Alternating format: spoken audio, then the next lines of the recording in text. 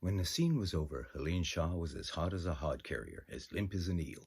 She sat down with her mouth open and her head hanging to one side. She wasn't in any bottle anymore. There wasn't any bottle to hold her up and keep her safe and clean. The bottle was gone. "Do I get the powder, don't I?" Harry snarled at me. "You'll do," I said. "You said a mouthful," he said. "I'll be going now. See you around, Stella," he said to Helene, and he left. He slammed the door behind him. "Helene," I said. "Miss Shaw?" Huh? She said. "The part of Stella is yours," I said. "You were great." I was? She said. "I had no idea you had that much fire in you, dear," Doris said to her. "Fire?" said Helene. She didn't know if she was afoot or on horseback. "Skyrockets, pinwheels, Roman candles," said Doris. "Oh," said Helene, and that was all she said. She looked as though she were going to sit in the chair with her mouth open forever. "Stella," I said. "Huh?" she said. "You have my permission to go." So we started having rehearsals 4 nights a week on the stage of the Consolidated School. And Harry and Helene set such a pace that everybody in the production was half crazy with excitement and exhaustion before we'd rehearsed 4 times. Usually a director has to beg people to learn their lines, but I had no such trouble.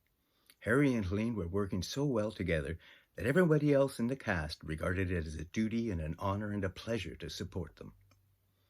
I was certainly lucky, or thought I was. Things were going so well, so hot and heavy, so early in the game, that I had to say to Harry and Helene after one love scene, "Hold a little back for the actual performance, would you please? You'll burn yourself out." I said that at the 4th or 5th rehearsal, and Lydia Miller, who was playing Blanche, the fated sister, was sitting next to me in the audience. In real life, she's the wife of Vern Miller. Vern owns Miller's hardware store. Vern was Harry's boss. "Lydia," I said, "have we got a play or have we got a play?" "Yes," she said, "you've got a play, all right." She made it sound as though I'd committed some kind of crime, done something just terrible. "You should be very proud of yourself." "What do you mean by that?" I said. Before Lydia could answer, Harry yelled at me from the stage, asked if I was through with him, asked if he could go home. I told him he could, and still Marlon Brando, he left, kicking furniture out of his way and slamming doors. Helene was left all alone on the stage, sitting on a couch with the same gaga look she'd had after the tryouts. That girl was drained.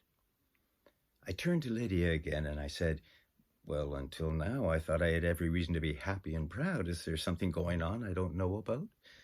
"Do you know that girl's in love with Harry?" said Lydia. "In the play?" I said. "What play?" said Lydia. "There isn't any play going on now, and look at her up there." She gave a sad cackle. "You aren't directing this play." "Who is?" I said. "Mother Nature at her worst," said Lydia. "And think what it's going to do to that girl when she discovers what Harry really is." She corrected herself. "What Harry really isn't," she said. I didn't do anything about it because I didn't figure it was any of my business. I heard Lydia try to do something about it, but she didn't get very far. "You know," Lydia said to Helene one night, "I played Anne Rutledge and Harry was Abraham Lincoln." Helene clapped her hands. "Oh, that must have been heaven," she said. "It was, in a way," said Lydia. "Sometimes I'd get so worked up I'd love Harry the way I'd love Abraham Lincoln. I'd have to come back down to earth and remind myself he wasn't ever going to free the slaves, that he was just the clerk in my husband's hardware store." "He's the most marvelous man I ever met," said Helene.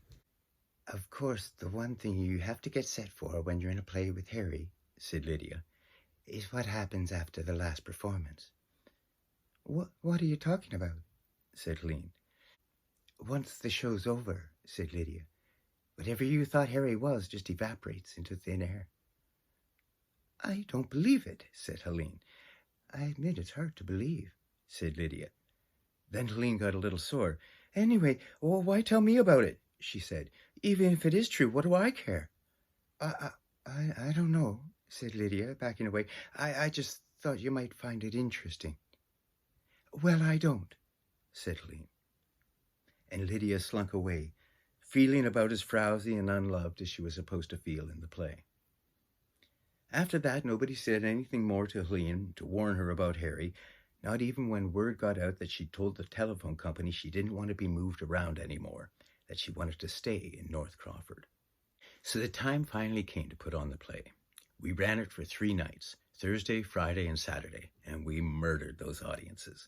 They believed every word that was said on stage, and when the maroon curtain came down, they were ready to go to the nut house along with Blanche, the fated sister. On Thursday night, the other girls at the telephone company sent Helene a dozen red roses. When Helene and Harry were taking a curtain call together, I passed the roses over the footlights to her. She came forward for them, took one rose from the bouquet to give to Harry, but when she turned to give Harry the rose in front of everybody, Harry was gone. The curtain came down on that extra little scene, that girl offering a rose to nothing and nobody. I went backstage and I found her still holding that one rose. She'd put the rest of the bouquet aside. There were tears in her eyes. "What did I do wrong?" she said to me. "Did I insult him in some way?" "No," I said. "He always does that after a performance. The minute it's over, he clears out as fast as he can." "And tomorrow he'll disappear again?" "Without even taking off his makeup." "And Saturday?" she said. "He'll stay for the cast party on Saturday, won't he?" "Harry never goes to parties," I said. "When the curtain comes down on Saturday, that's the last anybody will see of him till he goes to work on Monday." "How sad," she said. Helene's performance on Friday night wasn't nearly so good as Thursday's. She seemed to be thinking about other things. She watched Harry take off after the curtain call. She didn't say a word. On Saturday, she put on the best performance yet. Ordinarily, it was Harry who set the pace, but on Saturday, Harry had to work to keep up with Helene. When the curtain came down on the final curtain call, Harry wanted to get away, but he couldn't. Helene wouldn't let go his hand. The rest of the cast and the stage crew and a lot of well-wishers from the audience were all standing around Harry and Helene, and Harry was trying to get his hand back. "Well," he said, "I've got to go." "Where?" she said. "Oh, home." "Won't you please take me to the cast party?" she said. He got very red. "I'm afraid I'm not much on parties," he said. All the Marlon Brando in him was gone. He was tongue-tied, he was scared, he was shy. He was everything Harry was famous for being between plays. "All right," she said. "I'll let you go if you promise me one thing." "What's that?" he said. And I thought he would jump out of a window if she let go of him then. "I want you to promise to stay here until I get you your present," she said. "Present?" he said, getting even more panicky. "Promise?" she said. He promised. It was the only way he could get his hand back. And he stood there miserably while Helene went down to the ladies' dressing room for the present. While he waited, a lot of people congratulated him on being such a fine actor. But congratulations never made him happy. He just wanted to get away. Helene came back with the present. It turned out to be a little blue book with a big red ribbon for a place marker. It was a copy of Romeo and Juliet. Harry was very embarrassed. It was all he could do to say, "Thank you." "The marker marks my favorite scene," said Helene. Said Harry. "Don't you want to see what my favorite scene is?" So Harry had to open the book to the red ribbon. Helene got close to him and read the line of Juliet's. "How camest thou hither? Tell me, and wherefore?" she read. "The orchard walls are high and hard to climb, and the place death considered who thou art, if any of my kinsmen find thee here." She pointed to the next line. "Now look what Romeo says," she said. Said Harry. "Read what Romeo says," said Helene. Harry cleared his throat. He didn't want to read the line, but he had to. "With love's light wings did I o'erperch these walls," he read out loud in his everyday voice. But then a change came over him. "For stony limits cannot hold love out," he read, and he straightened up, and 8 years dropped away from him, and he was brave and gay. "And what love can do that dares love attempt," he read. "Therefore thy kinsmen are no let to me." "If they do see thee, they will murder thee," said Helene. She started walking him toward the wings. "Alack," said Harry. "There lies more peril in thine eye than 20 of their swords." Helene led him toward the backstage exit. "Look thou but sweet," said Harry, "and I am proof against their enmity." "I would not for the world they saw thee here," said Helene, and that was the last we heard. The two of them were out the door and gone. They never did show up at the cast party. 1 week later, they were married. They seem very happy, though they're kind of strange from time to time, depending on which play they're reading to each other at that time.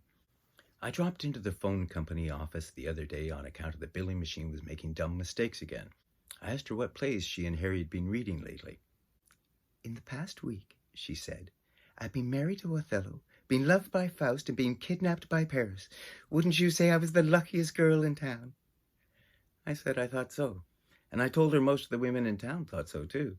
"They had their chance," she said. "Most of them couldn't stand the excitement," I said. And I told her I'd been asked to direct another play. I asked if she and Harry would be available for the cast. She gave me a big smile and said, "Who are we this time?"